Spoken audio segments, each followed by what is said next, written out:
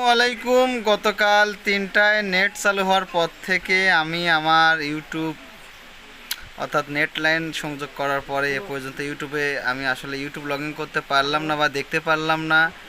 এখন আসলে আমার সেটে আমার কিনা অর্থাৎ এই কোটা আন্দোলনের আগে আমি প্যাকেজ কিনে 75 জিবি নেট আর 1500 মিনিট 760 টাকা এয়ারটেলে একটা প্যাকেজ থাকে, ভিআইপি প্যাকেজ, এটাই আমি কিনে নিয়মিত 72 জিবি নেট রয়েছে এ পর্যন্ত গতকাল থেকে আজ, অর্থাৎ 3টা আর এখন বাজার রাত 9টা, অর্থাৎ 5 6 7 8 9, অর্থাৎ 18 24 29 30 ঘন্টার ভিতরে আমি আমার ইউটিউব চালু করতে পারলাম না।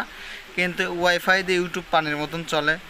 আসলে আমি কি বলবো জানি না, তবে আমার এই নেট দিয়ে টিকটক চলে, যা ওয়াইফাই দিয়ে টিকটকে বাজে যায়, কিন্তু আমার এই ডাটার নেট দিয়ে অনেক ভালো টিকটক চলে।